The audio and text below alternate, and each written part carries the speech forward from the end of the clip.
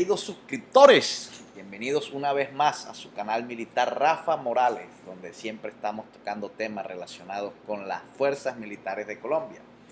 El día de hoy quise tocar un video reacción que nos facilitó nuestro amigo de Héroes y Batallas, un nuevo canal del cual he visto varios videos, me han llamado mucho la atención, me parecen bastante interesantes, pero sobre todo me llamó la atención este video donde él toca el tema político-militar. El otro día que estábamos haciendo el en vivo acerca de los M11-17, hablábamos de que así no quisiéramos, y yo siempre he tratado de apartar el tema político del canal, pero así no quisiéramos, la política está muy dentro del tema militar, van de la mano. ¿Por qué? Porque el gasto militar y todo este tema de las asignaciones, de todo este tema de las compras, van ligadas a los presupuestos y los presupuestos los aprueban los políticos. Entonces ahí está ya el final de esa discusión. Así, así son las cosas. Entonces este señor de Héroes y Batallas sacó un video, yo lo vi hace poco, me llamó mucho la atención, en el canal Comunidad ya le había pasado el link. De todas maneras, abajo en la descripción de este video les voy a dejar el link para el que quiera ver el video completo, y vamos a analizar cómo él desde su perspectiva ve en qué manera los presidentes de Colombia han influido en el deterioro de las fuerzas militares del país. Entonces acompáñenme a ver el video y juntos lo analizaremos y estaré leyendo todos sus comentarios. ¡Guau! Estoy triste. La Fuerza Aérea Colombiana es una de las peores de Latinoamérica, sino que del mundo entero. Te equivocas. ¿Quién eres tú? Yo soy Agripino, uno de los expertos militares más grandes del Internet, y la máxima autoridad en temas militares. Con mi PC. Ja, como se nota que eres imbécil. ¿Acaso no sabes que Colombia posee el misil Nervi? Y aún mucho mejor que eso, tenemos Bueno, mira, al principio él habla acerca de los aviones Kafir, habla bastante bien documentado el tema. Yo, como les dije, les voy a dejar el link abajo para que vean todo este tema de lo que él explica acerca de los misiles y los radares, que me parece también bastante interesante, pero el motivo de este video va más allá y vamos a concentrarnos entonces en la parte política. La responsabilidad de los políticos acerca del estado de inoperancia, debilidad e inseguridad de la Fuerza Aérea Colombiana, es con toda seguridad la más alta en la cadena de errores que, como ya vimos en las anteriores partes, empieza en el propio pueblo, pacifista, ignorante o en contra del ejército, pasa por los mandos militares, que le dan falsas esperanzas al pueblo y tratan de reinventar la rueda a la chichombiana, y llega hasta la clase política, que veremos hoy. Sin embargo, si vas a escribir la palabra con C desde ya, corrupción, que es el mantra de quienes no saben de política. Temo decirte que aquel es el menor de los problemas que veremos hoy. Y curiosamente, el único al que no podemos aludir la falta de un caza, si es que de haberse robado los recursos sin más se trata. La responsabilidad de por qué no tenemos un avión de combate puede tocar cientos de puertas, pues... Bueno, mire, aquí ya comenzó hablando algo interesante y a mí me gusta tocar ese tema también. Cuando aprueban los presupuestos y cuando aprueban todo este tema de defensa, recordemos que el Senado también tiene mucho que ver. Y nosotros sabemos que en el Senado existen ciertos personajes que para nada les interesa fortalecer las Fuerzas Armadas. Algunos lo hacen por el tema social, perfecto, sí. He escuchado a algunos cuando vemos el canal del Senado y todo eso, que ese gasto en defensa se puede utilizar en hacerle acueductos y alcantarillados a veredas y tal, perfecto. Todo ese tema social, pero el tema social también tiene su rubro, ¿cierto? Como hay otros que no tienen nada que ver con ni el tema político ni el tema social, simplemente que por cuestiones políticas, por cuestiones de ideología, no les interesa tener una Fuerzas Armadas fuerte dentro del país, que esos son otros y muchos lo conocen. Pues como vimos en la primera parte, toca a todo el país por acción o omisión, siendo entre la clase política algunos de los culpables senadores y ministros de izquierda, la forma agigantada de los mamertos de escuela, que critican o bloquean el dinero con la excusa absurda de la paz y el progreso. contradiciendo a absolutamente todas las naciones del mundo. Pero sin lugar a dudas, los mayores responsables son los presidentes, de los cuales, en lo que lleva corrido de siglo, hay 3 cuya persona se halla como sospechoso de tener la culpa. Así que... Bueno, mire, aquí ya comenzaron a salir los que estábamos hablando, de lo que se trata el vídeo este, los presidentes. Vamos a ver de verdad cómo ha sido la labor de ellos y cómo esa labor ha ayudado al deterioro de muchas de las fuerzas militares del país. Veremos las acciones de los 3 últimos mandatarios, y definiremos quién tiene la responsabilidad negativa, o si hay alguien que puede eximirse de culpa por no comprar un caza. Para comprender la responsabilidad de cada uno de los 3, quienes estuvieron enlazados por cuanto los últimos 2 subieron al poder gracias al primero. Hay que retroceder a mediados de la década de los 90. Época en la que gobernó Ernesto Samper, quien con una política débil, propició el descalabro de las fuerzas. Bueno, mire, aquí comenzamos con este señor. Yo la verdad no recuerdo mucho el gobierno de este señor porque estaba bastante joven en esa época. Recuerdo que estuvo mucho problema él con el tema este del elefante, de los narcos y todo ese cuento del cartel de Cali. Sí recuerdo eso, pero en esa época no entendía muy bien, eso de cómo afectaba el gobierno en las decisiones del ejército. Pero mire, nuestro amigo se va hasta allá. Militares. Estamos hablando de la época de Mitú, las Delicias o el Villar, si bien muchas de las grandes pérdidas sufridas por el ejército se debieron durante el gobierno posterior, es factible decir que toda el aura de inseguridad que permitió a las FARC crecer militarmente y al ejército lo dejó sin medios básicos como helicópteros o aviones de transporte, es responsabilidad de este gobierno, aunque curiosamente, aún no el no comprar aviones. La razón de esto la veremos más adelante. A partir de 1998, Andrés Pastrana asumió el mando, y con él se dieron 2 eventos importantes. El primero de su artificio sería la concepción de un territorio equivalente a Suiza, 42.000 kilómetros cuadrados, al grupo terrorista de las FARC. El segundo, y aunque mucho más ambiguo, fue la creación de la FUDRA y el inicio del Plan Colombia. Sin embargo, aunque al final de aquel experimento que primero agrupó impunemente a criminales, se pretendía perseguirlos, es muy importante destacar que entonces, no había prácticamente medios con los cuales combatir los grupos al margen de la ley, debiendo reutilizar los medios en varias salidas con toda premura para, por ejemplo, hacer la retoma de la zona de distensión el 21 de febrero.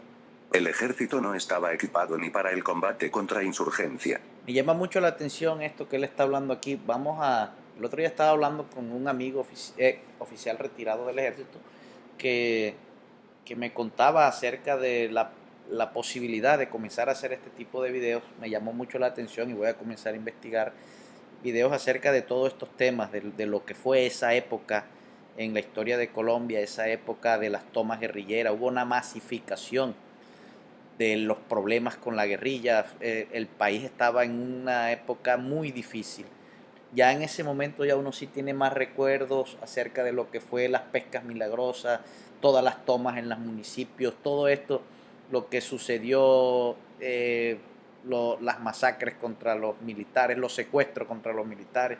Era una época difícil, muy cierto lo que dice aquí nuestro amigo de Héroes y Batallas, muy difícil esos años para el gobierno, y aquí estamos viendo una de las razones, y era el mal equipamiento del ejército.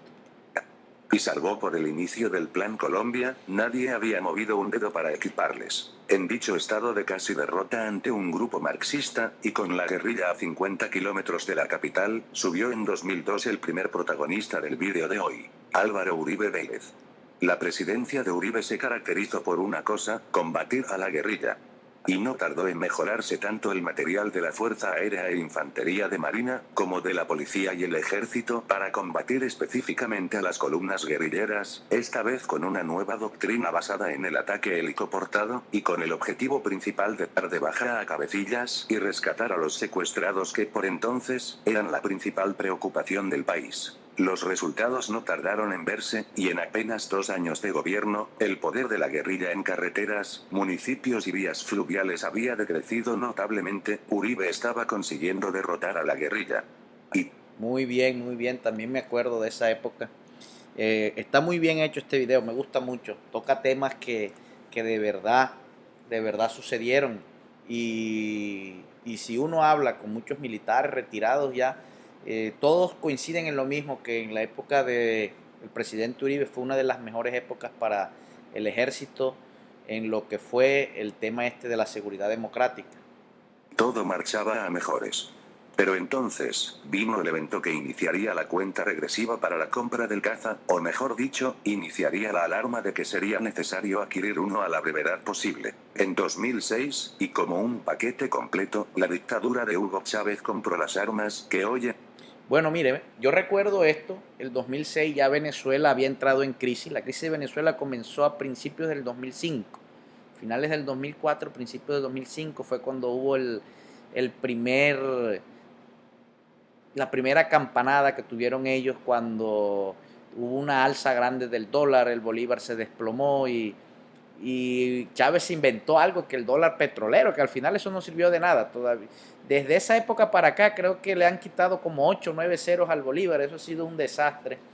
Pero sí me acuerdo cuando compró esta cantidad de armas, compró una cantidad de armas y en ese momento ellos podían hacerlo. Venezuela era un país que todavía su industria petrolera funcionaba, tenían además de eso las refinerías, las gasolineras a tope, tenían la empresa Citgo, en fin, tenían mucho dinero. Esa fue una época también donde el precio del barril estaba demasiado alto, superaba los $100 por barril, Venezuela exportaba más de 2 millones de barriles diarios, era una época de bonanza para ellos y la utilizaron, parte de esa, gran parte la utilizaron para la compra de este material que inmediatamente inclinó la balanza para el lado de Venezuela en ese momento, porque era material nuevo. Ya después veremos cómo continúa, porque eso hace ya casi 15 años.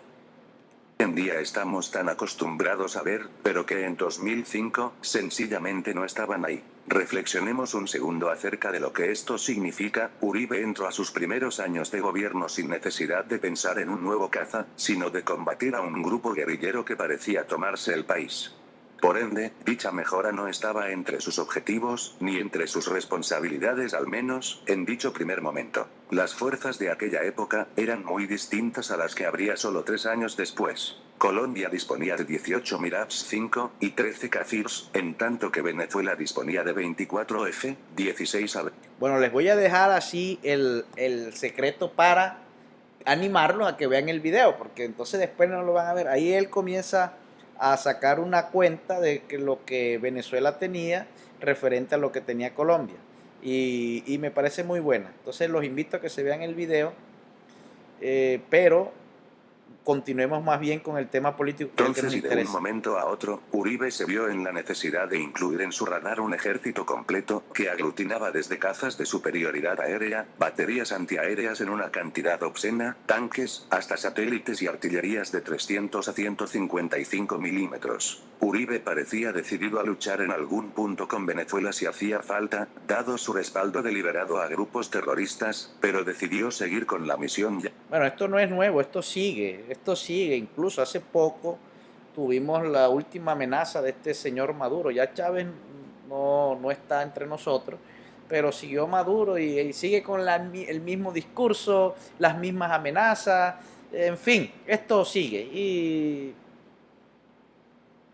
Y mientras ellos estén en el poder, imagino yo que seguirá igual. Ya comenzada, pues los secuestrados y nuestra propia guerrilla eran aún más importantes. Así pues, en los siguientes años, se dieron las 2 operaciones más importantes de su gobierno, con la liberación de Ingrid Betancourt y varias figuras importantes, y la eliminación de Raúl Reyes en Ecuador. Uribe, que como recordemos había gastado ya varios miles en equipar al ejército que libraría dicha guerra contra el terror, comprando por ejemplo buena parte de los 100 Black Hawks que costaron más de 2.300 millones de dólares, sabía que no se podía equipar tan rápidamente al ejército para una lucha convencional, pues el gasto militar ya era elevado, y por lo visto era necesario suplir armas para decenas de categorías recientemente adquiridas por Venezuela. Así que en su gobierno no compró nuevos sistemas, sino que continuó la compra de aquellos para combatir a la guerrilla, y como medida exterior, se jubiló a los M5 y se reemplazaron por más Kafir de la versión C10, un modesto guiño a que pronto se comprarían nuevos y mejores sistemas. Hasta aquí, se puede decir que la responsabilidad de Uribe ya era bastante grande, y su objetivo formado suficientemente importante y definido para que de un momento a otro, en solo 6 años, diera comienzo a un cambio total de las fuerzas, que para combatir Sukhoi e infiltrar S-300, hubiera precisado de un caza de por lo menos $70 millones, con... Bueno, miren, ahí habla bastante de lo que fue esa época del gobierno de Uribe cuando se devolvió al país. Los que no vivieron esa época de lo que él comenzó a hablar desde los años 90, finales de los 90, principios del año 2000, no entenderán nunca cuál fue el trabajo de este señor Uribe dentro del ejército, dentro de las fuerzas militares. Le devolvió la confianza, le devolvió el triunfo, porque ya estaba una masificación de la guerrilla, como dice él, estaban a 50 kilómetros de Bogotá, ya se habían tomado hasta capitales de departamento. Este señor llegó, agarró y se dedicó a lo que fue la seguridad democrática y ayudó bastante entonces a normalizar. Ya lo que hoy en día nosotros vemos como normal, hace 20, 25 años, créeme que no era absolutamente nada parecido. Conforme a los precios del mercado occidental. Y el no iniciar una carrera armamentista, debiendo primero luchar una guerra distinta, es aunque una actitud muy confiada en el mañana, al menos no 100% negligente o ya de plano desinteresada. Recordemos que el plan de Uribe, al menos seguro para él, era poder gobernar un tercer periodo. Pero la imposibilidad de esto, y el tener casi el poder absoluto de toda la clase política, le inspiró a dejar un sucesor con su beneplácito. El cual, por supuesto, debía ser alguien con un marcadísimo sesgo hacia la defensa, tanto para continuar con las acciones contra las FARC, como para mantener bajo control a Venezuela, actualizando las fuerzas los siguientes 4 años. Es aquí donde todo se fue al traste. La figura escogida no fue otro que... Oigan, mire, vean, créanme suscriptores y las personas que me escuchan, este premio 2006, sí, yo también se lo daría al gobierno de ese momento, que era del señor Álvaro Uribe, en ese momento. ¿Por qué? Porque como dice él, las guerrillas en ese momento quedaron casi agonizantes. Este señor de aquí a mí también me engañó.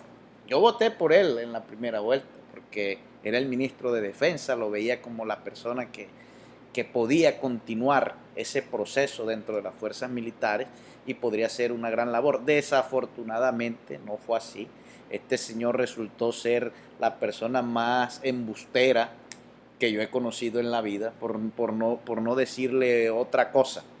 Porque igual no estoy mintiendo, en su programa de gobierno, cuando él estaba en campaña, hablaba unas cuestiones que motivaron a darle mi voto. Una vez que estuvo allá, salió haciendo una cosa totalmente diferente. Entonces, para mí, fue un engaño que me llevaron a perder, porque fue una pérdida del voto en ese momento. Qué tristeza, hombre. Sigamos escuchando más bien al señor de Héroes y Batalla.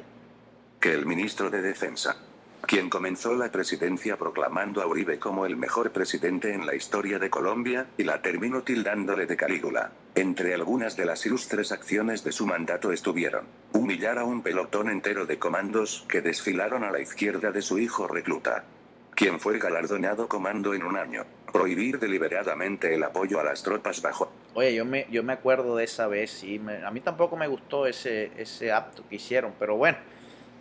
Peor fue, no, ni siquiera fue él, peor fue el que era el comandante del ejército en ese momento, que cuando este señor terminó de pagar el servicio, yo no sé qué era lo que estaba haciendo, le hizo un discurso felicitándolo, que el cadete Santos, que había sido lo mejor, en fin, o sea, yo vi eso y lo que entendí fue que estaba Dios arriba y el cadete Santos abajo, según este señor. Me dio más pena por él que por lo del cadete Santos. ¡Qué horror!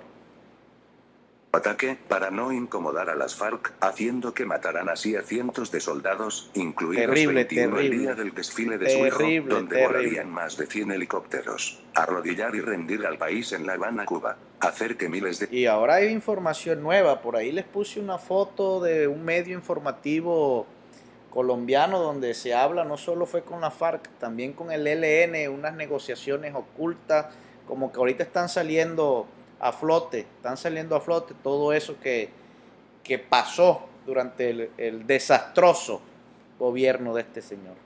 De militares, incluidos los del desfile, pidieran la baja por honor y fuera a luchar guerras en Medio Oriente, por los intereses de cualquier príncipe árabe. destruir el PIB nacional, dañar nuestras relaciones con Israel, y dejarse humillar frente al fallo de La Haya. Pero quizá la más ilustre de todas sus obras, o al menos, la que nos reúne aquí, se dio fruto de la intromisión de los bombarderos nucleares rusos, los cuales dejaron de manifiesto la necesidad de un nuevo caza. Entonces, el ministro Villegas declaró públicamente que se comprarían aviones F-16, dándolo como un hecho frente a las cámaras. Poco después, y del presupuesto anual de 14.000 millones, el ministro Mauricio Cárdenas de Hacienda autorizó 1.614 millones para, y cito, la adquisición de nuevos equipos y tecnologías. La compra era físicamente un hecho, no hacía falta nada más que formalizar la orden. Esto fue lo más cerca que se estuvo de comprar un F-16, posiblemente no el mejor, pero uno al fin, mucho más adelantado que ahora en términos de resolución y respaldo económico. Pero el presidente Santos desautorizaría a ambos ministros, y en un acto oficial frente a un cuadro de oficiales de la Fuerza Aérea, habló de los rumores de compra de un nuevo... Miren esa belleza, ¿ven? ¿Para qué queremos casas si acabamos de mejorar nuestros aviones Kafir? Qué lindo, vale. Qué lindo este señor. Gracias. avión. Y los negó diciendo, ¿para qué queremos nuevos cazas, si acabamos de mejorar nuestros aviones Kafir? Esto es para aquellos que cual Ñu de Elfenlier solo dicen una palabra, corrupción. No es corrupción, hijo mío, es interés político. Con este panorama, y ya a 14 años de retraso, entró Iván Duque, el presidente que nos provoque Patricio Estrella es real. Y en 2 años de su gobierno, su única acción ha sido volver a atacar a las guerrillas, o sea, permitirle al ejército su venganza.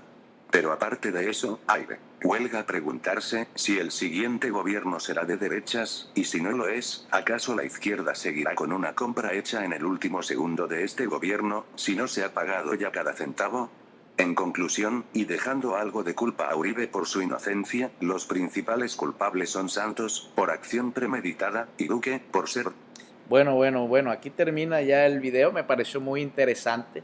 La verdad sí me llamó mucho la atención todo este tema. Terrible me parece. Para que ustedes vean que no solo, no solo es el tema este, no solo es el tema este militar muchas veces, el tema político también va muy de la mano y a veces los militares tienen que conformarse y aceptar las decisiones políticas simplemente porque ellos son los que manejan el presupuesto y ellos son los que deciden y definen cómo será el gasto público durante el periodo de su gobierno. Eh, Pienso, al igual que nuestro amigo de Héroes y Batalla, estamos bastante atrasados en muchos ítems. Eh, tal vez, tal vez este presidente nuevo, por lo que uno alcanzaba a leer en el 2019, tenía unas ideas y algunas cuestiones por desarrollar en el 2020 y 2021. Desafortunadamente se ha metido el COVID y con él ha dado pie para que muchos eh, no, no hagan lo que han tenido que haber hecho. Y hemos hablado de eso en algunos videos, qué pasó con las compras del sistema antiaéreo para reforzar el CISDAN. Tenemos los radares, nos faltan los misiles. ¿Qué pasó con el Barak 8? ¿Qué ha pasado de nuevo con lo que este señor... Bueno, claro, que él nos decía, el que está en pantalla, que para qué aviones modernos si tenemos los Kafir repotenciados, ¿no? Esa es la mente de él. Muchas gracias por esa idea tan genial. Y finalmente les digo, fueron años de atraso, años que fortalecieron políticamente a grupos subversivos que estaban ya casi derrotados. La mayoría de ellos estaban fuera del país, escondiéndose en países amigos de ellos que los ocultaban. Este incluso ayudó a ocultar a varios, según lo que uno está entendiendo hoy en día. Y no quiero hablar de la parte social y la parte económica y política, únicamente voy a hablar de la parte militar, porque este canal es militar, pero eso fue un desastre. Entonces, bueno, ahí les dejo el interrogante. Voy a hacer una encuesta en el canal de comunidad, voy a ponerle el nombre de estos presidentes y que ustedes me digan cuál de ellos consideran es el presidente que más ha engañado al país y que peor le ha pagado a las fuerzas militares. Entonces, Ahí les voy a dejar la encuesta en el canal Comunidad. Aquí abajo leeré todos sus comentarios. Repito, no me interesa crear conciencias políticas ni que voten por... No, a mí no me importa eso. Cada quien es libre de definir y decidir. Aquí estamos mostrando unos hechos de una manera que espero los entiendan. Y me despido. Ahora sí, les dejo el botón de suscripción. Arriba les voy a dejar un video que estoy seguro les va a interesar. Nos vemos en la próxima. Muchas gracias.